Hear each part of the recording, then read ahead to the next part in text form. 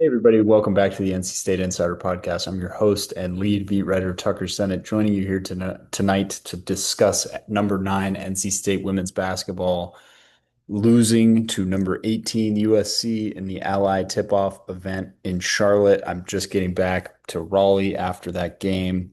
Exciting back and forth affair that NC State really fell apart down the stretch, and I just wanted to give my boots on the ground analysis from that game, tell you what you might have missed on TV, or if you didn't watch it, sort of give you a basic recap from there. So let's just dive on in. NC State lost this game 69-68.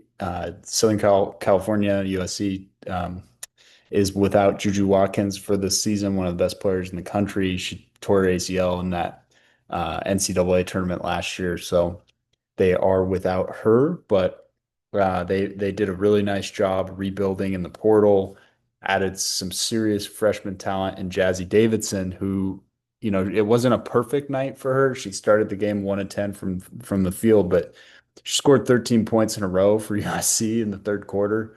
Had a really phenomenal outing, finished with 21 in the game, including the game-winning layup. So, turn things around and help the Trojans get a very important win. Well, NC State really struggled down the stretch. They didn't score over the last 4 minutes and 3 seconds of the game. USC went on an 8-0 run in that stretch to take over and win.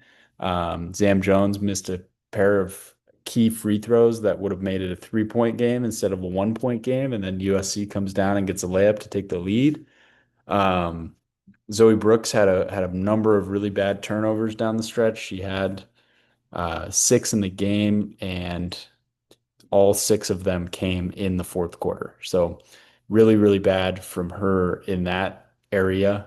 That's something that Wes Moore really wants cleaned up if this team's going to be a competitive unit down the stretch. Camille Pierre had a double double, but she was really inefficient from the field. Shot 4-16, hauled in 18 rebounds, but just that felt like there was a lid on the basket for a lot of her game.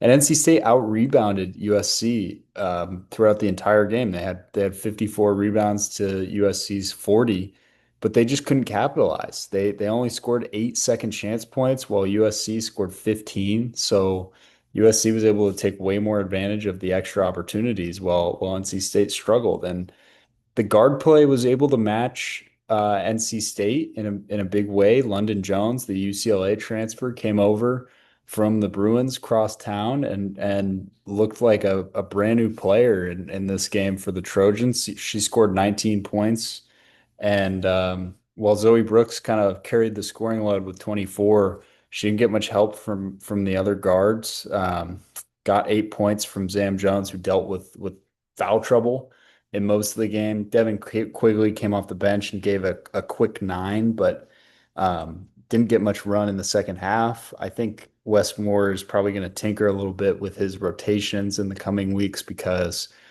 NC State looked really tired at times, especially Camille Pierre. I think she's still adjusting to this workload, given, she was a primary option at Vanderbilt, but I think what's expected of her here is a little bit more, and I think that's something she's adjusting to.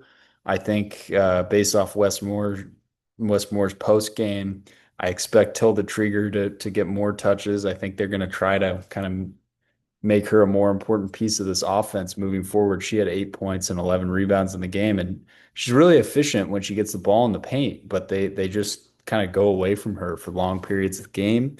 And, when she was overseas playing with Sweden, she was playing more of a 4 rather than the 5. So I expect them to find ways to get her more involved in the offense that are a little bit more creative than what they're doing now, and let her use her size and really go to work, and then also be able to stretch the floor, shoot the three, which is something she can do. She made one of her two threes tonight, or today, I should say. So yeah, there's a lot for this NC State team to work on.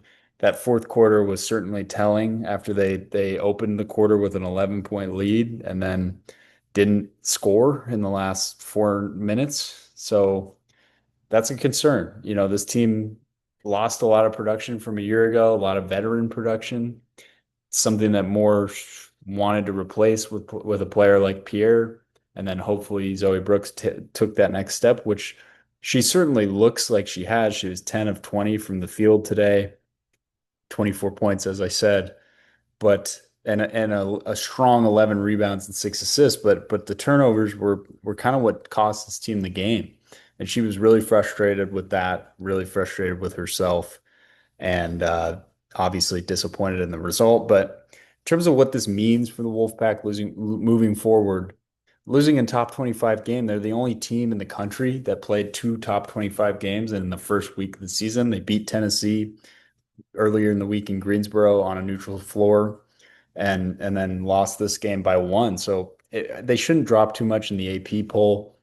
Um, Looked like a really capable team in both games, obviously, and the ball bounced their way in one, and it didn't in the other. So they won't be penalized too much. It's so early in the season, and they in fact they really shouldn't be penalized at all, given that they played top competition while the rest of the country kind of is still finding itself in these early season games. So I don't expect NC State to drop much, maybe a spot or two, and they should hang around that top 10 area and continue to be a top 10 team. They have a nice kind of bounce back opportunity against Maine on Tuesday before they have another ranked matchup against TCU coming into town, coming to Reynolds. So that'll be a home game for them, and it'll be a nice, opportunity to recover and beat a ranked opponent in their own building, get the season back rolling the way that Westmore wants it to roll.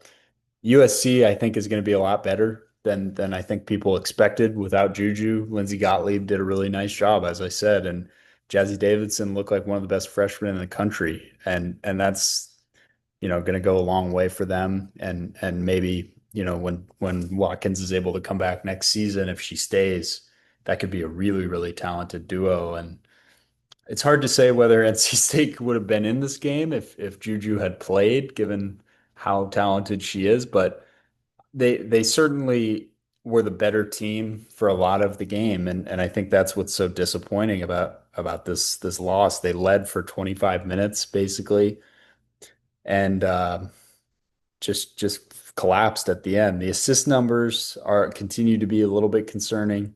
Only 11 assists in the game, six of which came from Brooks.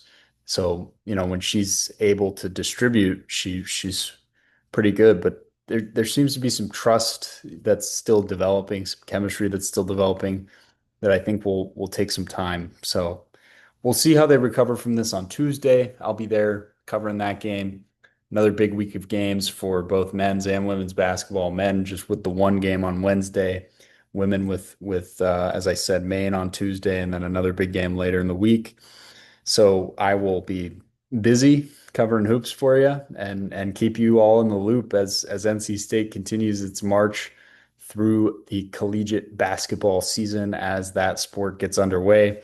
And of course, we'll have more football content coming this week as NC State is returning from the bye week, trying to win just one more game to get to bowl eligibility with three opportunities left. As always, if you want more content, go ahead and follow me on X at Senate Tucker. You can follow the website's X account at Wolfpack on SI, and you can get daily episodes of the NC State Insider Podcast on the Sports Videos on SI YouTube channel. Thanks for tuning in, and we'll see you next time.